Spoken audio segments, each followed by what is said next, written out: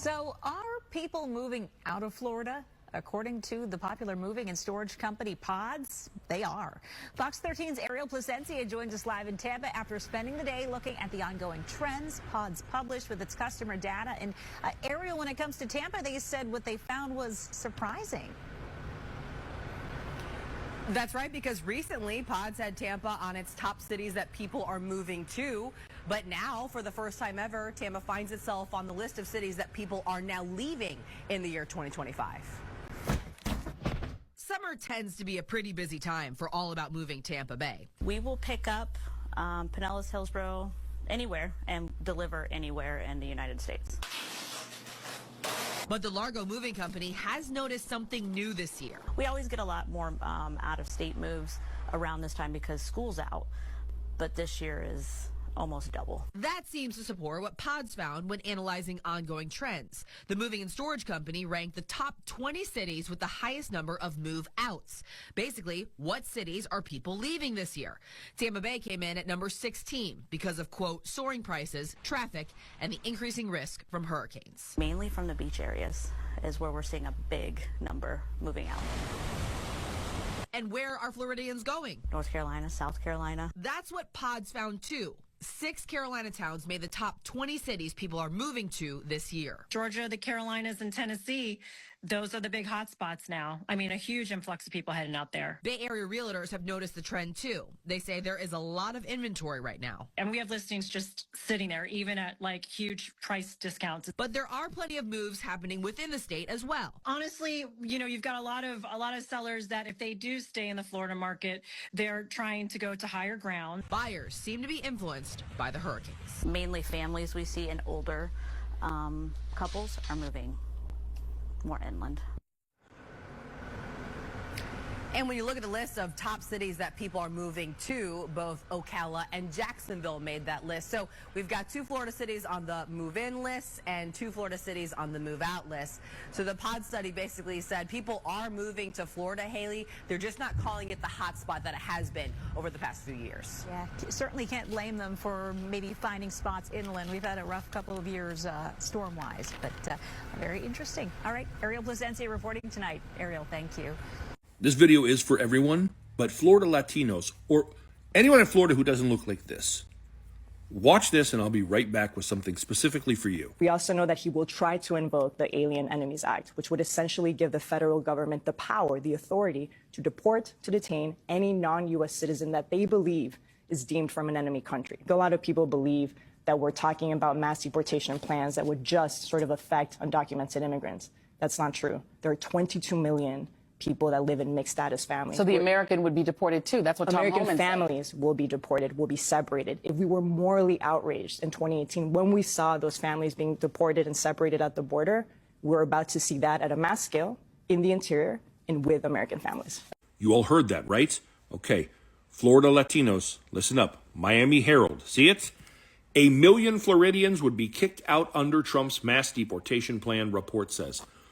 1 million Floridians. That's 1 out of every 20. 19 stay, 1 goes. I'm part of the 19. My gringo ass is one of the people who's definitely staying. Is yours? Is your family members? If you're Dominican or Haitian or Bahamian or Jamaican or Cuban, listen, they let a guy get on the stage for what was arguably Trump's biggest event.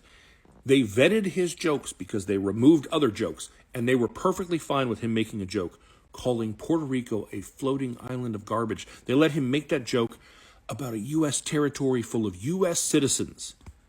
If they feel that way about Puerto Rico, how do they feel about you? You think it's that much to walk back wet foot, dry foot? Really? Like, I get it. I get why you were afraid of the whole, like, Democrats are socialists, they might as well be Fidel. I get it. But have you listened to that man lately? I want to weaponize the military to go after and jail my political opponents? Who does that sound like? If you vote for me now, in 4 years, you won't have to vote again. Fidel said that. He said those things. This will tear families apart. Vote accordingly.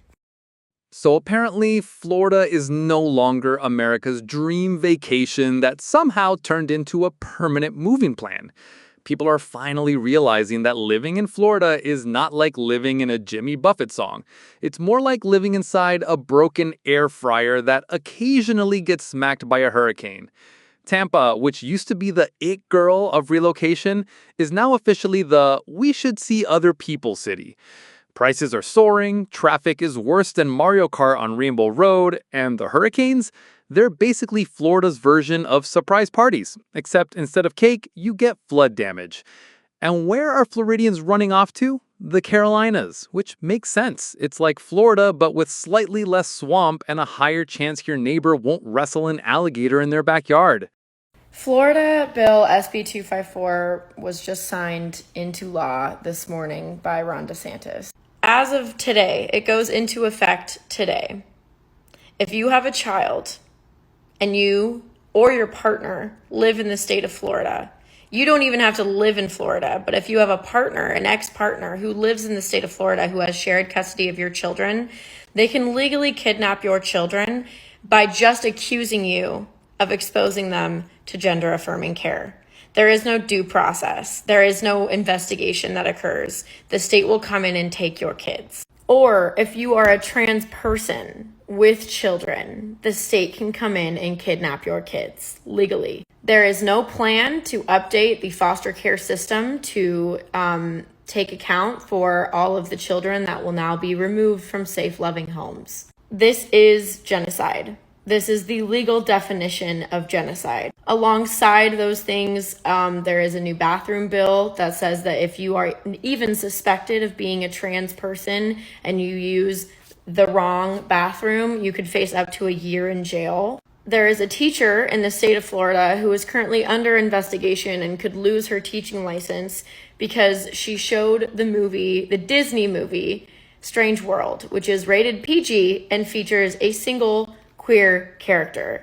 They have also updated the Don't Say Gay bill to the 12th grade. They have banned gender-affirming care via telemedicine, so you cannot seek care elsewhere. They have also banned nurse practitioners from prescribing gender-affirming care, and currently in the state of Florida, 80% of gender-affirming care is prescribed via nurse practitioners. So not only is it banned for children, but we are down to 20% availability of all other gender-affirming care providers. What I'm trying to say is if you are queer and you live in the state of Florida, it is in your best interest to leave. If you are a parent and your child is queer or gender expansive and you are in the state of Florida, it is in your best interest to leave. They also have changed the applicable sentencing for the death penalty. And now any kind of sexual crimes against minor are eligible for the death penalty, and providing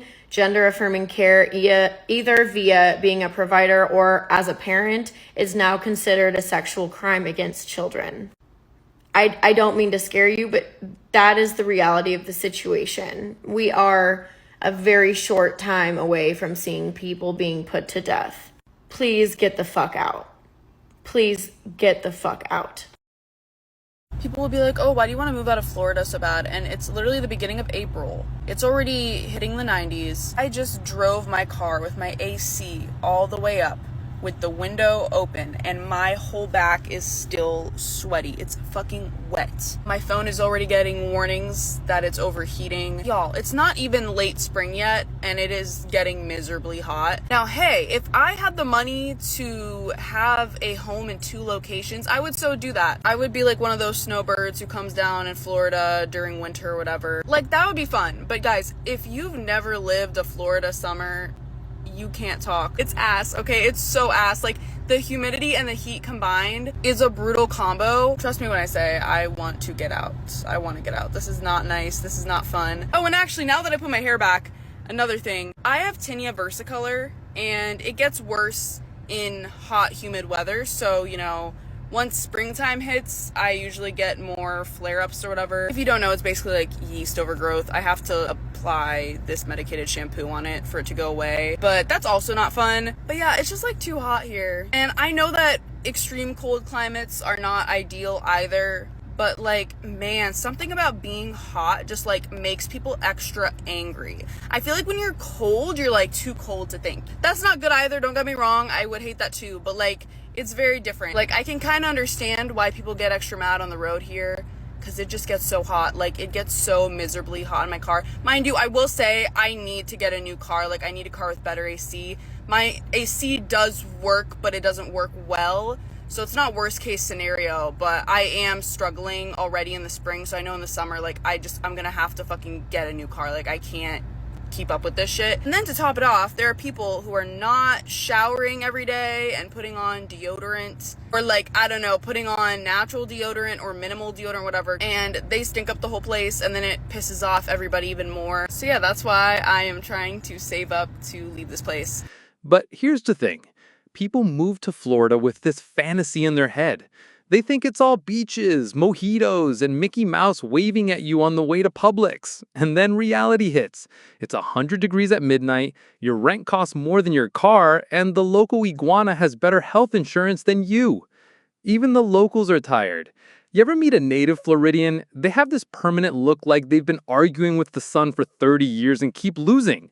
They'll straight up tell you, don't move here. Visit? Yes. Move? No. But do people listen? Of course not. They pack up and then 2 months later, they're crying on TikTok about how they miss New York pizza. Ready with me while we talk about why my family is moving from Florida to Connecticut. I'm going to be using all of my Korean skincare this morning as well.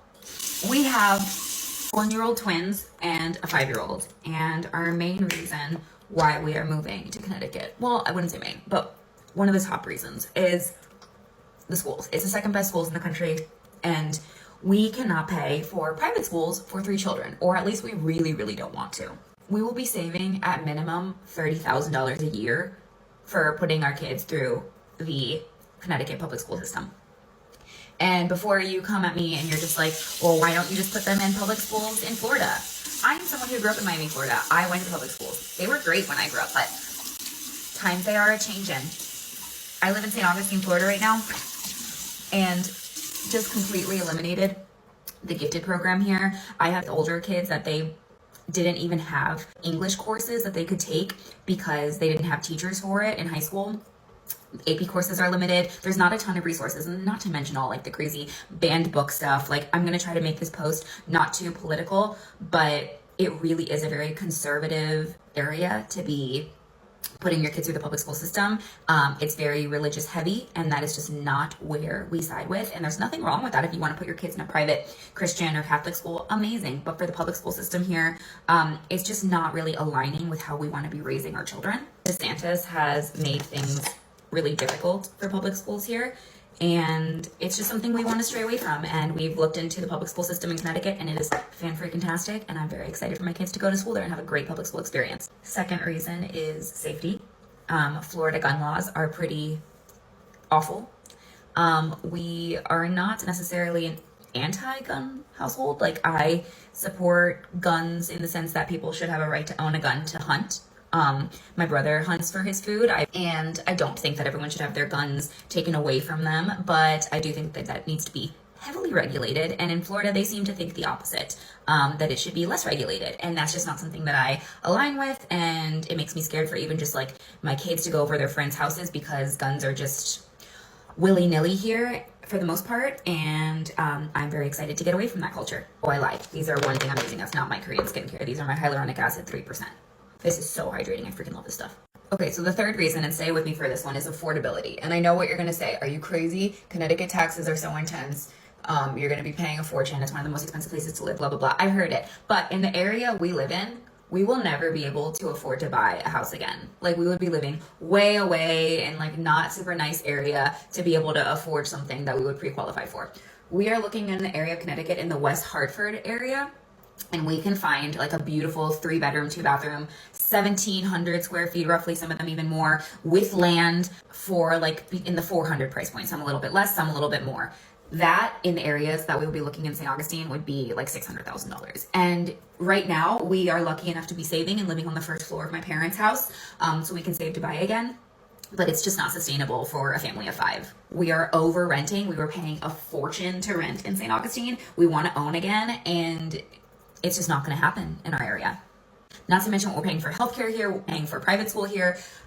We actually ran the numbers and we're going to be saving money even with the taxes included in Connecticut. Reason number 4 is all 4 seasons. I would love to raise my kids in all 4 seasons. I think there's something magical about it. My husband grew up in Buffalo and absolutely loved the 4 seasons. We love cold weather. We are very excited to get to experience all the different changing seasons and that to be part of our life. Number 5 is my husband is a realtor and Connecticut is a mutually recognizing state. So he does not need to retake a bunch of tests in order to become a realtor there, and he can hang his license in both Florida and Connecticut, and he works for Keller Williams, so he can just stay in that brokerage and work for both. So number 6 is it's super central to a lot of things that we like doing. Like where we're looking for in West Hartford, it's really quaint and has that like kitschy New England feel. I think they just opened their first drive-through this year because they like to make it like very mom and pop. But you drive 20 minutes and you're in like New Haven or Hartford, and that's where there's like concerts and museums and great restaurants and yada yada. And then you could jump on a train and in an hour and change be in New York City or Boston.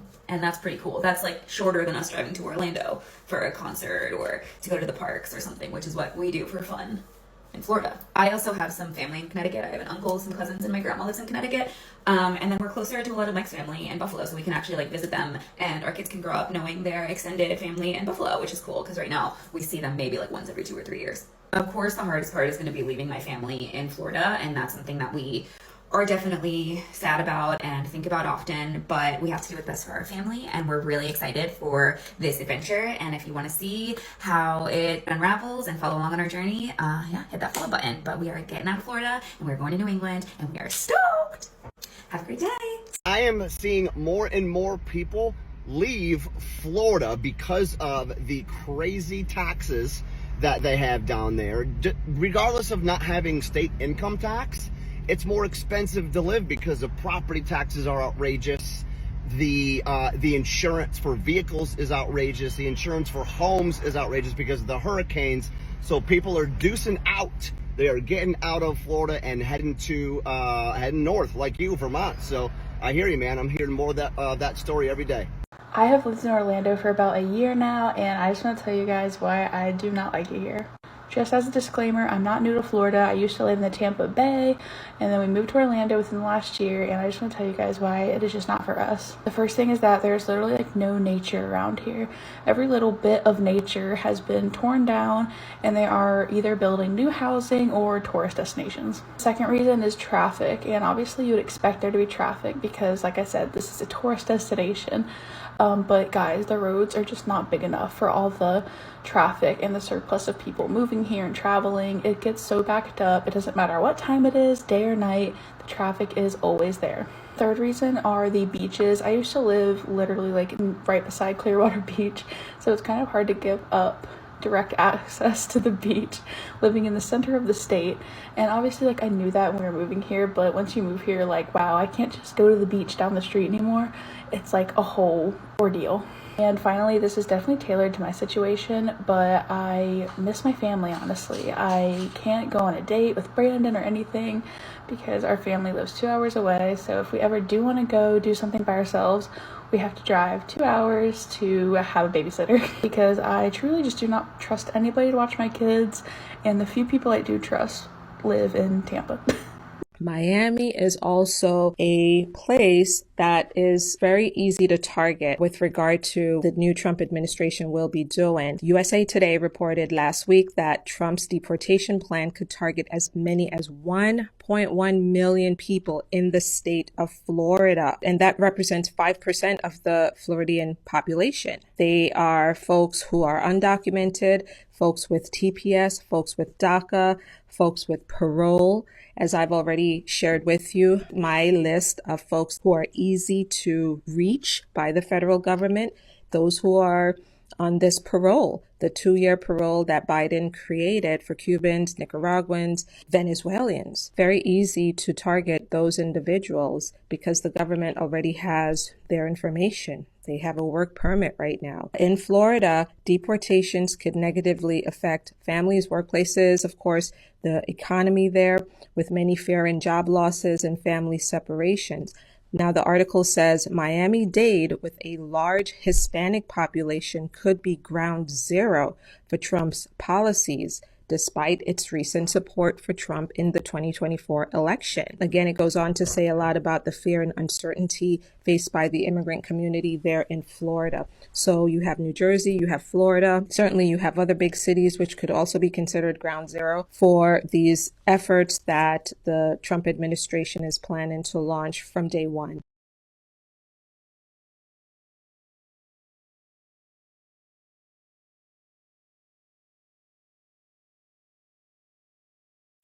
I've got the 10-year itch.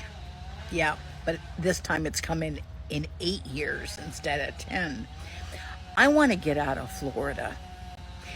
Any suggestions? Yep. You know, it's going to take them years and years to get this part of Florida, well, actually a lot of part of Florida, you know, rebuilt.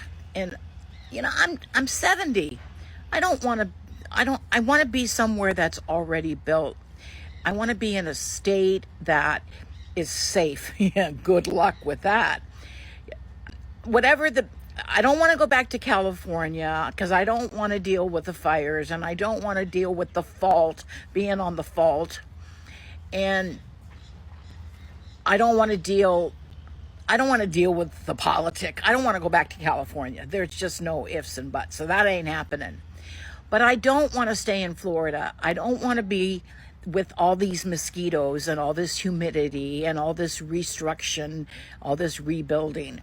I'd like to go somewhere that the weather isn't as humid as it is here. Heat is okay. It's the humidity and the mosquitoes that really bothered me. Anybody know anything much about Texas? I've been to Texas before. I lived in Texas temporarily while I was building a restaurant.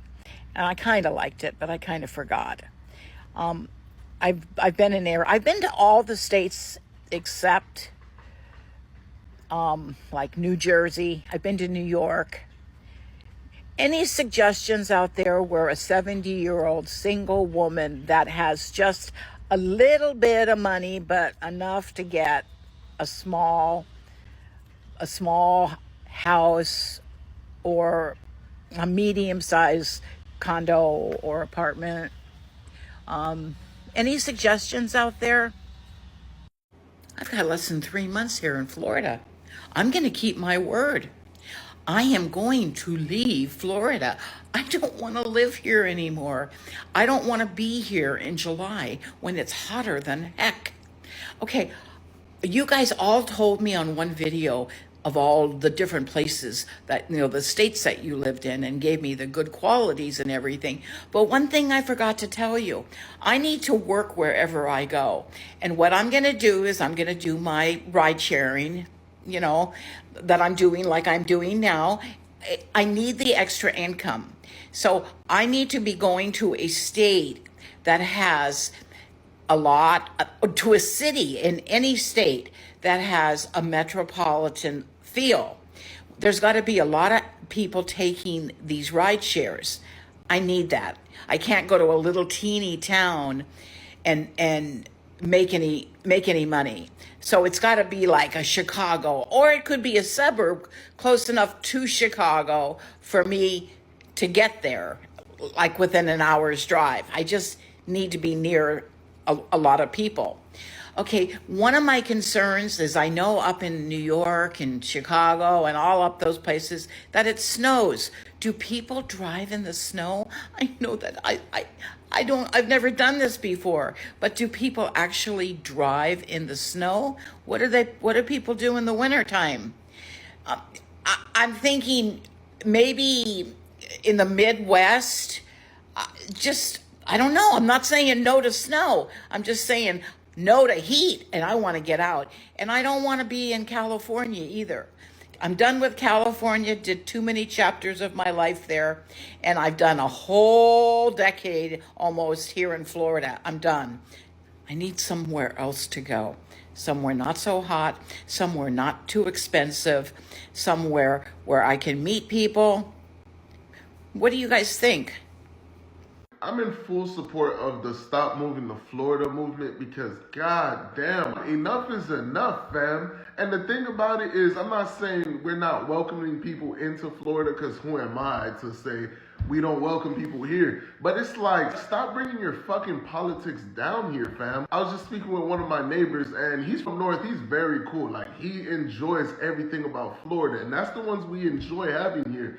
He has some family that's been living here for like the past year and a half, and all they do is fucking complain, from traffic, them not getting paid as much, and the one thing that they just told me that they keep doing is voting fucking Democrat. Bro, why the fuck would you come to a red state and still the same bullshit that you do in your blue state?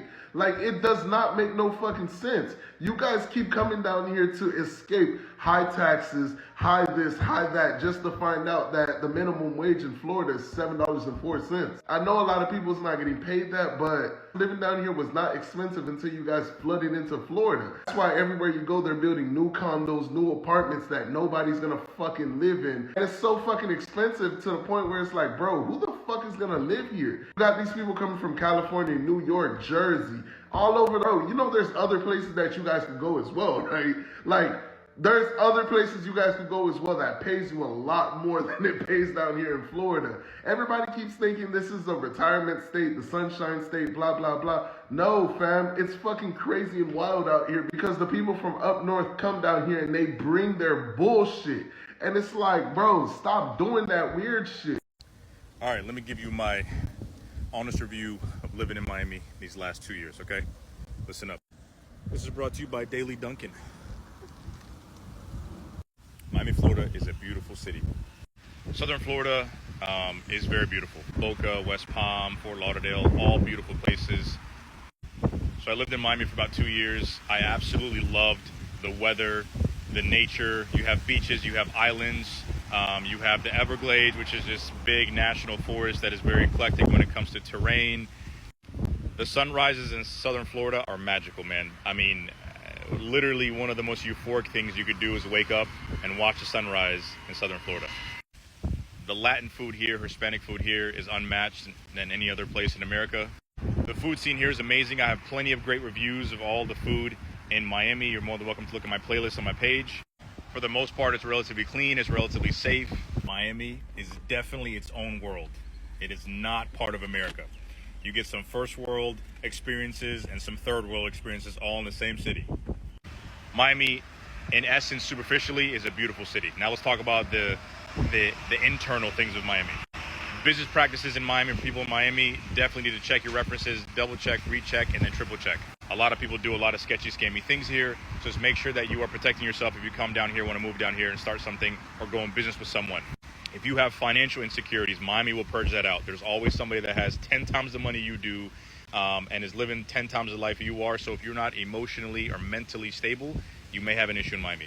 If you have physical insecurities, Miami may not be the place for you. Miami will always have somebody more beautiful, whether you're a man or a woman.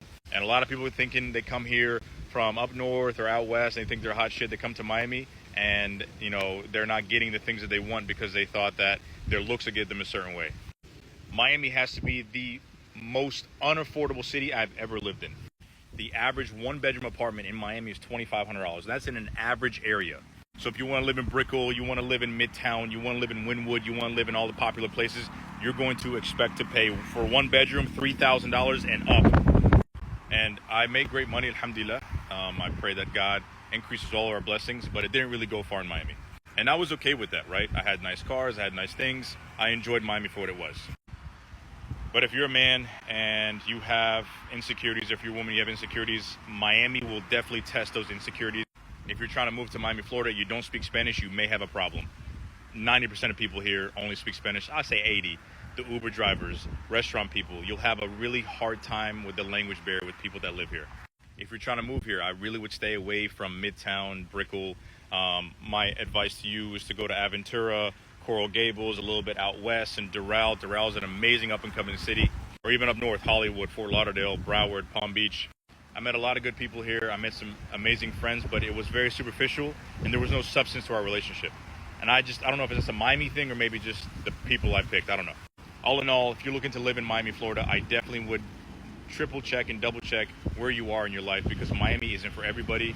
If you're successful, you have money, you may go a lot farther in Miami, but if you're coming to find your purpose, your soul, or just change the scene, maybe short term, but long term, you're going to regret it. Meanwhile, the politics don't help. Florida has turned into this weird experiment where the state motto might as well be, come for the beaches, stay for the chaos. When even the retirees start packing their golf carts for Jersey, you know it's serious. At the end of the day, moving to Florida is like dating someone way out of your league. Looks amazing from the outside, but once you're in it, you're sweating all the time, spending too much money, and constantly dodging natural disasters. So yeah, if you're planning to move, maybe just rent an Airbnb first. Because sometimes, Florida man is not just a meme.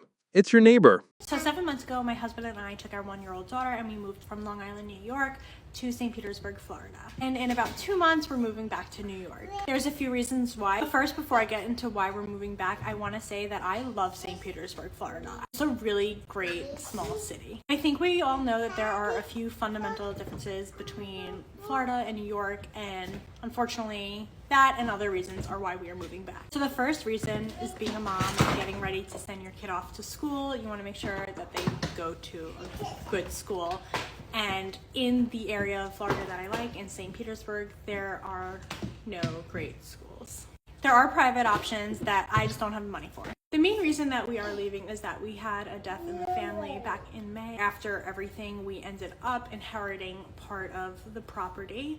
So it would just make sense for us to kind of move into the property rather than continuing to rent and blow through our money. Another reason that we're moving back is healthcare reasons. Personally, I feel more comfortable giving birth in New York than I do in Florida, just in case things go crazy, which hopefully they don't, and it's a smooth birth. I personally don't think I would trust them to take my best interest in mind here. So far, my prenatal appointments have been alarming. I'm 18 weeks pregnant and just got my due date yesterday. My family is in New York. I do miss the New York food. I miss my egg sandwiches. I miss my pizza. Honestly, another reason we're moving back, I miss the modeling so much. Obviously, that's not the only reason we're moving back, but if my daughter can make money and keep adding to her college fund, I'm all for it. Moving is really expensive. I'm not looking forward to that. I always have the mentality that the grass is greener somewhere else. My therapist said something to me once, and it's so true. She said, wherever you go, there you will be. Just because you live somewhere else doesn't mean you're going to be a different person. You're going to be exactly who you are, just somewhere else. And that kind of stuck with me. Like, me running away from New York isn't going to cure my anxiety or my depression. It's just going to be me with anxiety in Florida. Yes, we are moving back to New York from Florida, and those are the reasons why. Here are a few reasons why we decided to leave Florida. And if you're thinking about moving there, you're going to want to watch this video. And part 2 and part 3. Number 1, though, is cost of living. So a little story time. We got an apartment in Tampa. It was like in a suburb of Tampa. So it was still about 35 minutes to 45 minutes, sometimes even an hour, from things that we really wanted to do, like the beach or even just see our friends. But this place, rent was manageable. It was okay. We had a 2-2. It was fine. Ultimately, we go to renew our lease because we really like our apartment and we have no reason to leave. We loved our dog park and everything that it offered, but we got a letter saying that they were raising our rent by $700. So we had to all of a sudden figure out how to move out of this apartment that we loved to a new apartment in Tampa. And let me tell you, that 60 days was excruciating. We couldn't find anything. Average price for a 1-1 in Tampa was going about $19.50, and a 2-2 anywhere from $2,300, $2,500, $2,600. It just went up from there.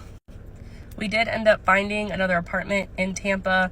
It was a 1-1, so we went from a 2-2 to a 1-1, but with a price difference of $200, $300, somewhere in there, depending on the month, because fees. To be honest, I didn't even like the apartment. But I will tell you, if you are somebody who's looking to move to Florida, just know that cost of living is absolutely insane there. Not only is cost of living as far as like an apartment or things like that, but if you're like trying to start a family or buy a house or anything like that, Florida is just so hard to do that right now. So it's just important to note. And to find an apartment, there are apartments popping up everywhere, but they are so expensive. And don't get me started on groceries or outings or gas, just cost of living. One of the big questions we've been asked is, how did you get out of Florida? We've had a lot of people say, like, we want to do the same thing, but it's so hard financially. So I'm going to tell you exactly how we moved out of Florida. Number one, I was in a 9-to-5 that was super stressful and just mentally draining. So first thing for me was I quit my 9-to-5. Fiance works remote, so no matter where we go, her job is secure. I now also work remotely doing life coaching, and then I also do interior design projects and any extra things that I can pick up that I have fun doing, like social media, websites, etc. Once I quit my job, a whole weight was lifted and I was ready to go. So I went to our apartment and I said, hey, what would it look like if we broke our lease so that we could get out quicker? We had two options in our lease. The one that we picked was that we would pay a certain amount and have to give a 60-day notice. So that day, that's what we did. We said, hey, I don't know where we're going after this. I don't know what we're doing, but here's our 60-day notice. We have to go. Everybody at this apartment complex was so great. We loved working with them. And so we went ahead and broke that lease for that certain amount of money that we are now making payments on. I didn't know if we were going to be able to get out because of the chunk of money that we had to pay to break our lease, but thankfully they set up a payment plan for us, and that is how we were able to affordably get out of Florida. Then we started looking for our next place, and we actually came down to a couple of different options, a couple of different apartment complexes in different cities that we were looking at, and then we got a phone call from our friends.